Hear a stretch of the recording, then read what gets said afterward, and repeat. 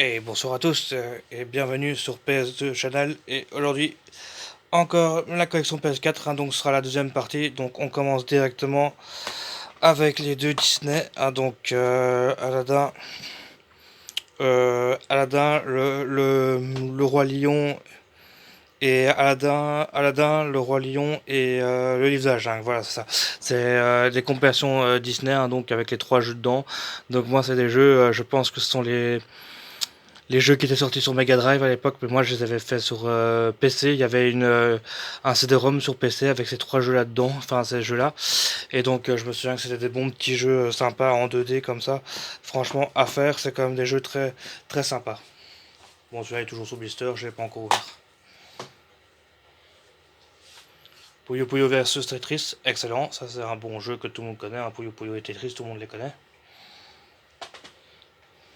Ici, on a le Death Rising 4. Donc celui-là, j'ai pas trop aimé, le Frank Big Package avec tous les DLC. Celui-là, c'est le début de la fin pour Death Rising, qui était une super licence. Le premier qui était sorti sur la Xbox 360 que j'avais adoré. Et après le 2, le 3 qui était encore, ça allait encore, mais finalement, c'est tombé un peu dans la médiocrité cette licence. Ici, j'ai encore une compilation qui est sur blister, des deux Dead Island, Definitive Edition. Donc on a le reptile et le normal, je pense, dedans, je suis plus sûr maintenant. Ouais, c'est ça, je crois. Et donc voilà. Oh, c'est peut-être pas celui-là, je sais plus exactement c'est lequel. Donc ça, c'est des jeux que j'avais fait avant sur une autre console en fait. Dragon Age Inquisition, celui-là il est vraiment cool aussi, vraiment très dur dans le mode inquisiteur. Franchement, j'ai bien aimé ce petit de BioWare.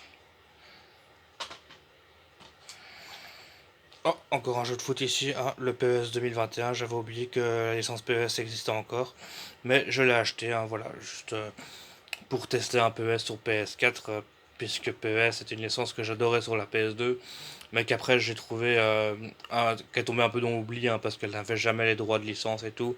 Mais pour celle-là, cette version 2021, elle avait beaucoup de clubs qui fonctionnaient avec elle, et dans FIFA, ils pouvaient plus mettre le nom des clubs. Par exemple, je me souviens que la Juventus, par exemple, est devenue Piemonte Calcio sur FIFA. Bon, maintenant c'est fini. Mais pendant un moment, Konami a quand même payé très cher les clubs pour pouvoir avoir des partenariats avec eux et de pas pouvoir mettre leur nom ou quoi. Enfin, le nom, oui, des joueurs, oui, mais pas le nom du club ni les sponsors, etc. Bah bon, c'est toujours PES, quoi. C'est toujours moins bien que FIFA. Ghost of Tsushima, donc celui-là, j'ai pas spécialement apprécié ce titre. Je l'ai trouvé. Pourtant, il avait tout pour me plaire. C'était un peu en Asie comme ça, avec les Mongols et tout. J'aurais dû adorer ce jeu, mais je sais pas. Le jeu m'a un peu fatigué, je l'ai un peu lâché. Pourtant, je trouve que le gameplay était intéressant, l'histoire était aussi très intéressante, mais je sais pas. Il y avait un truc qui me dérangeait dans le jeu. Je sais pas trop dire quoi. Enfin, c'était un peu particulier. Peut-être que je devrais lui laisser sa chance. Je trouverais bien peut-être une fois un de ces quatre la version PS5 Director's Cut là pour me le retenter, mais c'est vrai que ce jeu-là, je l'ai lâché après 15-16 heures de jeu quand même, donc j'avais fait quand même pas mal. Mais je sais pas, j'ai trouvé que. Je sais pas, des fois quand vous êtes pas dedans, vous êtes pas dedans, et vous passez à autre chose, ça peut arriver. Donc voilà, ici, le Fahrenheit version Anniversary, donc voilà, le Fahrenheit qui était sorti à la base sur la PS2 et la Xbox. Donc j'ai déjà fait une vidéo sur le Fahrenheit, pour dire à quel point moi j'aime bien ce jeu, même s'il est un peu nanardesque, mais voilà, si vous voulez en savoir plus de ma pensée, allez voir ma vidéo sur Fahrenheit. Dead Rising 1, une tuerie, ça c'est un jeu qui était sorti sur la base sur la Xbox 360. Il y a eu un portage sur PS4, toujours aussi bon, toujours excellent, avec les psychopathes et tout. Un bon défouloir, un excellent jeu de chez Capcom, là ils ont vraiment fait fort. J'ai eu un peu le même problème que Ghost of Tsushima avec ce Days Gone que j'ai commencé, mais que j'ai pas du tout aimé l'univers. Pareil, l'open world m'a un peu énervé aussi. Pas grand chose d'intéressant, toujours vaguer à droite à gauche avec la moto. En plus, la moto c'est insupportable, il faut toujours lui trouver de l'essence, etc. Enfin, moi, ça m'a un peu gonflé, ça. L'histoire, elle est ce qu'elle est, hein. J'ai pas trouvé l'histoire, même si beaucoup de monde a dit que l'histoire est quand même bien et tout, mais elle n'en termine pas. Elle est vraiment très très longue, l'histoire. Et je sais pas, moi, j'ai trouvé qu'il y avait trop d'erreurs dans ce jeu-là. J'ai trouvé que c'était un jeu qui avait des mécaniques de jeu un peu datées, hein. Je m'explique, hein. Donc, dans les quêtes, dans les trucs comme ça, j'avais vraiment l'impression de jouer à un Assassin's Creed, mais des années 2010, quoi, où il fallait tout le temps faire la même chose, toujours les mêmes quêtes, aller voir, comment il s'appelait encore, l'émission O'Brien, hein, toujours aller dans ce camp, aller choper des gens ou tuer des zombies. Enfin, moi, beaucoup trop répétitif. Erreur de jeunesse de la part de studio, de Bench Studio, hein, qui était un studio qui avait fait les Siphon Fitters, hein. Donc c'est un studio que j'ai quand même eu dans mon cœur, mais là, le Death Gone, non, ça n'a pas marché sur moi. À part la Horde était vraiment bien faite et le jeu où on se bat rien contre la Horde, ça c'est excellent. Par contre, j'ai bien aimé ça. Les modes de jeu avec la Horde, c'était pas mal. Bon, Spyro, ça tout le monde connaît, c'est légendaire. Le Crash Team Racing, hein, donc Nitro Fuel, celui-là il est excellent aussi, hein. Celui-là c'est un bon jeu de cartes aussi, hein. Bon, ça je pense que tout le monde connaît aussi. Et mon préféré, ça c'est vraiment la Crash Bandicoot Insane Trilogy avec les trois Crash de la PS1 qui sont refaits pour la PS4. Ceux-là, ils sont excellents. Ils ont fait un super beau travail de remaster dessus. Le jeu est très beau. Il y a les trophées en plus, etc. Franchement, ça c'est vraiment des jeux intemporels, quoi. C'est vraiment des jeux qui m'ont marqué sur PS1. J'étais super content de pouvoir me les refaire dans cette qualité-là. Et en plus, le remake n'était pas fainéant. C'était un remake qu'ils ont quand même fait des beaux graphismes et tout. Ils se sont quand même donné, hein, les équipes d'Activision pour nous faire plaisir, hein. Ce qui n'est pas le cas pour ce Medieval, un Medieval aussi qui était un jeu PS1 à la base, hein. Donc c'était une petite mode sur PS4. Il y avait quand même pas mal de petits jeux PS1 qui refaisaient surface, mais celui-là ça n'a pas trop marché, hein, parce que je trouve que à part la beauté visuelle, le jeu avait toujours les mêmes lacunes et les mêmes problèmes qu'en 1928. Donc est-ce vraiment légitime de faire un remake? Je ne suis pas sûr, hein. Ici, on a le Tomb Raider Definitive Edition. Donc ça, c'est le reboot de la saga Tomb Raider, hein. Donc ça, c'était vraiment sympa. Moi, j'ai vraiment bien aimé ce jeu-là. Bon, je l'ai fait pas sur, je l'ai fait sur PS3 à la base, hein. Donc c'est vraiment un jeu qui m'a mis une claque. J'ai adoré la nouvelle jouabilité de Lara, hein. Je préfère vraiment ceux-là que les anciens parce que les anciens, je les trouve quand même assez rigides finalement maintenant. Même si j'ai de la nostalgie pour le Tomb Raider 2 et le Tomb Raider 3 que j'ai poncé quand j'étais gamin sur la PS1. Mais il faut quand même dire que cet opus-là est quand même de grande qualité, hein. Ici, on a le petit Kingdom Hearts. Donc, ça, c'est la version de Story So Far. Donc, en fait, il y a tous les Kingdom Hearts dedans, je crois. Donc, voilà, ça, c'est assez sympa, hein. Ils sont tous dedans, hein. Les Kingdom Hearts que moi j'ai bien aimé, hein, surtout le 1 et le 2 sur PS2. Et lequel encore le Bird by Sleep aussi que j'ai bien aimé, l'épisode PSP. Après, je les ai pas tous faits, hein, mais Kingdom Hearts, le problème c'est que c'est une histoire assez compliquée, c'est assez dur à suivre. C'est un jeu que j'ai attendu vraiment longtemps, surtout pour le troisième, je vais vous expliquer ça tout de suite. Voilà, le Kingdom Hearts 3, hein, donc celui-là, franchement, je l'ai attendu pendant des années, à partir de 2010, j'attendais déjà. Et une fois qu'il est sorti en 2018, 2019, je sais plus exactement quand il est sorti, ou 2016, enfin je sais plus, mais il est sorti très tard par rapport à l'époque où il l'avait annoncé. Et donc j'étais complètement passé à autre chose, et donc je l'ai trouvé une fois pour rien. Mais pour le coup, je l'ai jamais lancé. Je sais pas, j'ai tellement attendu, j'ai attendu que je n'y croyais plus. Et le jour où il est sorti, ben, j'avais même plus envie de l'essayer, quoi. Bon, ici, on a encore un jeu où il y a une étiquette, hein, donc j'ai quand même payé ce jeu 40 euros, donc c'est quand même cher, hein.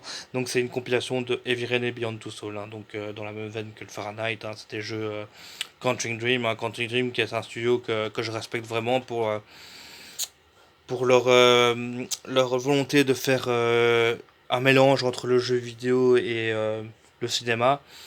Ça ne plaît pas à tout le monde, c'est vrai que c'est pas des jeux pour hardcore gamers, hein, mais bon, il faut de tout, hein, et donc voilà, hein, ça peut plaire à des personnes, mais ça peut plaire à des gens comme moi qui aiment bien jouer à des jeux durs et tout, mais parfois c'est sympa de faire des jeux un peu plus relaxants, plus tranquilles, où il y a souvent Bon, Beyond tout ça, un peu moins, l'histoire j'ai moins aimé, mais par contre, les Viren, il y a une super histoire, hein. Franchement, ça c'est un jeu qu'il faut faire avec sa copine ou avec des amis ou quoi, mais franchement, ça c'est un jeu super sympa. Le Viren, il est vraiment exceptionnel. Ici, on a le petit Nier Automata, donc je ne sais rien dire dessus puisque je ne l'ai pas fait. Donc le Doom 2016, excellent, celui-là vraiment dans la veine de Doom, hein. Vraiment celui-là je l'ai adoré, hein. Donc ça c'est vraiment un super jeu PS4, c'est un de mes préférés. Ensuite on a Infamous Second Son, donc voilà un des premiers jeux de la PS4, hein. Donc celui-là c'était une vitrine technique pour la PS4, c'était un super jeu bien marrant, bien défoulant aussi celui-là. Ensuite on a du Metro Redux, ça j'ai adoré aussi, hein. C'est une très très bonne histoire, hein, qui se passe dans les souterrains, là, je sais plus vraiment, dans les métros et tout, là. Ben, c'est adapté d'un roman russe, ça. Et franchement, ça, c'est super intéressant. C'est une très bonne histoire aussi. C'est un très très bon jeu, celui-là. Until Dawn, hein, donc voilà, un jeu aussi que j'ai bien aimé. Celui-là aussi, hein, c'est aussi un jeu dans la même veine que Heavy Rain et tout. Sauf que c'est un autre studio qui l'a fait celui-là, mais celui-là j'ai bien aimé parce que c'est vraiment un hommage à tous les slashers d'époque et il y avait une ambiance super sympa dans le jeu. Le jeu il était vraiment bien foutu, il était vraiment très très beau, hein. C'est un jeu qui m'a foutu comme une claque, hein, sur PS4. Franchement, il est sorti déjà il y a un petit temps en 2015 ou 2016, hein, donc franchement c'est un super jeu. C'est aussi un jeu où il faut faire des choix, histoire comme ça, mais il est vraiment sympa. Moi j'avais vraiment bien aimé. Et ici, on a un très très bon survival horror, hein, c'est Outlast Trinity, hein. Donc là-dedans, ça, il y a une compilation qui regroupe plusieurs Outlast, hein. Donc on a le Outlast Whistleblower, et Outlast 2 et le premier Outlast. Donc Outlast, moi j'avais adoré, j'ai trouvé que c'était vraiment un très très bon survival horror. Franchement, il m'a bien fait peur le premier Outlast. Moi qui suis vraiment habitué au survival horror, j'ai vraiment été impressionné. J'ai vraiment aimé le fait qu'on soit avec une caméra et tout, et qu'on n'ait pas vraiment d'armes et tout. Mais voilà, faut jouer quand même un peu à cache-cache. Mais c'est un jeu sympa, et pour le coup, il y a une super ambiance. C'est vraiment différent par rapport aux autres jeux. C'est vraiment un jeu très intéressant. C'est un très très bon survival horror qui fait vraiment peur pour le coup, qui te fout mal à l'aise. Et c'est ce que je demande dans un survival horror, c'est des jeux comme ça. Donc merci à Red Barrel de nous avoir pondu une série comme ça. C'est un peu dans le même genre pour ce Alien Isolation, hein. Celui-là aussi, je l'ai vraiment bien aimé, hein. J'ai trouvé l'Alien mais incroyable dans ce jeu. J'ai vraiment trouvé l'intelligence artificielle de l'Alien qui m'a vraiment remis par terre, quoi. Tellement qu'il était intelligent, il pouvait aller partout, il était aléatoire. Euh, il fallait se cacher aussi, hein. C'était un jeu qui était assez dur, hein. Faut le faire vraiment.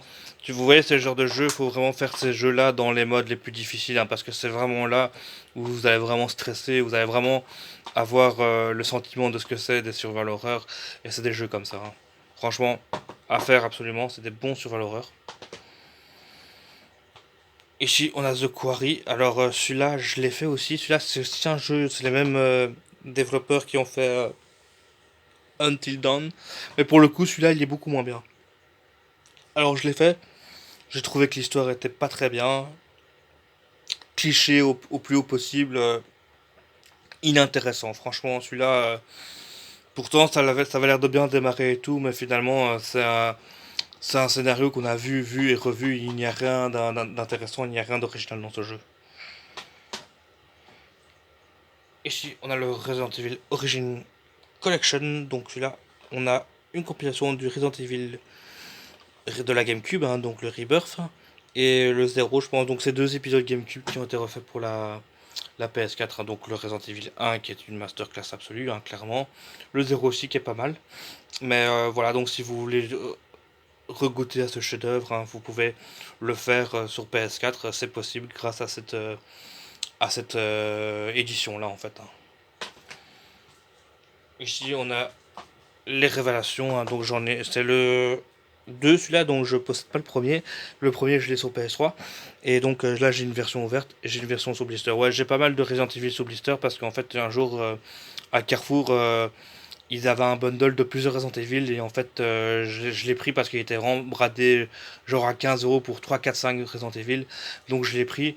Donc c'est pour ça que j'ai des doubles blisters dans ma collection de Resident Evil, hein. Mais sinon, je ne fais pas. Sur PS2, je fais du blister, mais sur PS4, c'est pas une priorité de faire du blister. Donc pour les révélations, ceux-là, je les ai pas fait, le 2. Donc rien à dire sur ces deux-là. À tester un de ces quatre, mais je sais pas, ça me tente pas trop. bon là on a un chef-d'œuvre, hein, le Resident Evil 2 refait pour la PS4, hein, celui-là il est vraiment excellent, c'est vraiment un très très bon remake, hein, celui-là je l'ai vraiment adoré, hein, franchement il est super bien fait avec le moteur de Capcom qui déboîte, enfin qui déchire franchement. Là ils ont vraiment gardé l'essence du Resident Evil 2 mais ils l'ont fait super beau quoi, les zombies sont vraiment bien, tu leur tires dans la tête explose, tu leur tires dans les jambes, les jambes explosent, enfin franchement il y a vraiment des détails dans ce jeu, c'est vraiment le Resident Evil 2, ils ont fait un très très bon travail, la Capcom, ils ont vraiment rendu hommage alors Resident Evil 2, même si je préfère quand même la version rétro, hein, la version GameCube et la version PS1, je préfère quand même, mais je trouve que c'est un très très bon remake ou remaster. Enfin, moi, plus qu'on peut parler d'un remake ici. Ce qui n'est pas le cas pour ce 3. Le 3, comme beaucoup de monde, hein, ce 3, je l'ai pas aimé, hein, parce que je trouve qu'il régresse par rapport au 2. Par exemple, que je vous disais que quand on tirait dans les pieds partaient, quand on tirait dans les jambes partaient, quand la tête partait, alors que dans celui-là, ils ont enlevé ces animations-là. C'est des animations beaucoup moins développées. Le Nemesis qui est scripté comme jamais, hein, qui n'apparaît jamais, hein, qui n'apparaît que dans des moments précis, alors que dans le jeu de base, il pouvait débarquer n'importe quand, et c'est ça qui foutait le stress. Celui-là, franchement, pas terrible, hein, le Resident Evil 3. J'ai quand même fait le jeu en mode difficile et tout, parce que c'est un Resident Evil que j'avais envie de le faire, mais sinon, c'était pas terrible, quoi. C'était pas du beau travail, quoi. En plus, il est sorti très vite après le 2, donc voilà, Capcom a encore tombé dans ses travers de vouloir vite faire vite rentrer de l'argent fiscal dans l'année et vite faire un portage pourri, quoi, hein. Ensuite on a le Resident Evil 4, hein, que je possède sur blister, et celui-là c'est une version blisterisée, ça c'est une version où j'ai mis une pochette plastique, donc le Resident Evil 4 PS4, hein, donc celui-là c'est un bon petit Resident Evil aussi, un très bon jeu d'action, hein. Donc voilà, là on passe vraiment dans une formule beaucoup plus d'action pour le Resident Evil, donc c'est un jeu qui est vraiment excellent, mais qui n'est pas un bon Resident Evil pour moi. Ils ont complètement changé, trop de munitions, pas assez flippant, voilà quoi. Mais par contre, le jeu est quand même bien, le jeu est chouette, hein. Celui-là, il est encore très très acceptable et il est mieux. Moi, je préfère cette version-là que le remake de PS5 que j'ai pas trop aimé. Bon, Resident Evil 5, on s'enfonce encore en plus dans la médiocrité. Là, Capcom, je sais pas ce qu'ils font avec les licences Resident Evil, mais elle part vraiment en couille dans tous les sens parce que vous allez voir, c'est de pire en pire. Franchement, c'est pas. Celui-là, je l'ai pas aimé du tout, hein. Franchement, ça, c'est pas un Resident Evil, hein. Ça, c'est un jeu complètement bourrin où on peut jouer en coopération, donc il n'y a plus rien qui fait peur. C'est un jeu marrant. C'est un survival horreur qui fait rire, en fait, tu vois. On peut taper des délires avec les potes en jouant en coopération, mais non, mais franchement, là, c'est même pas renier leur truc, là, ils ont quand même renié tous les joueurs de Resident Evil d'avant, quoi, franchement, avec celui-là. En plus, ils sont tapés une polémique, hein. Enfin, bon, pour moi, cette polémique n'est pas justifiée, hein, parce que dans Resident Evil 1 et Resident Evil 2, il y a quand même on tire sur des zombies blancs, alors pourquoi si on tire sur les zombies noirs ça a fait polémique, enfin etc. Je vais pas me lancer là-dedans, mais je trouve que la polémique n'est pas justifiée, mais je trouve que le jeu il est aussi trop typé action, et en plus franchement pour un jeu qui était sorti à la base sur PS3 Xbox 360, voir un jeu encore qui a le même gameplay que Resident Evil 4 où on peut pas bouger ni rien, ça faisait quand même peur, alors qu'il y avait d'autres jeux qui étaient déjà sortis qui étaient beaucoup plus allez, qui avaient des gameplays beaucoup plus fluides que ça, quoi. Donc voilà pour le 5. Donc voilà, le 6. Ouais, voilà le 6, hein, je vais même pas argumenter dessus, hein, c'est vraiment le pire. C'est vraiment le pire pour moi. Alors, on passe au Resident Evil 7 Biohazard. Alors, celui-là, pour beaucoup de monde, c'est le chef-d'œuvre. C'est Resident Evil a enfin trouvé de quoi remonter la pente. Mais moi, pas du tout en fait, hein, je l'ai vraiment pas aimé du tout celui-là. Euh, Ouais, il y avait la partie dans la maison qui était sympa, qui reprenait un peu les films d'horreur, un peu comme ça. Je sais plus c'était quel film, c'était peut-être Massacre à la tronçonneuse, des films un peu poisseux comme ça. Mais moi, ce qui m'a vraiment choqué dans ce Resident Evil, c'est que, bon, déjà, c'est n'importe quoi. L'histoire, franchement, le truc avec la voiture, enfin, franchement, c'est exagéré, hein, c'est un peu gaguesque comme ça. Et moi, ce qui m'a énervé surtout, c'est qu'en fait, dans ce Resident Evil là, il y a même pas de zombies. En fait, ils ont fait un Resident Evil où il n'y a même pas de zombies, il n'y a que ces espèces de choses là. Je sais même plus ce que c'est, mais c'est pas du tout des zombies. Ça, c'était vraiment bizarre. Moi, j'ai vraiment pas aimé celui-là. Et voilà, on continuera pour la prochaine partie.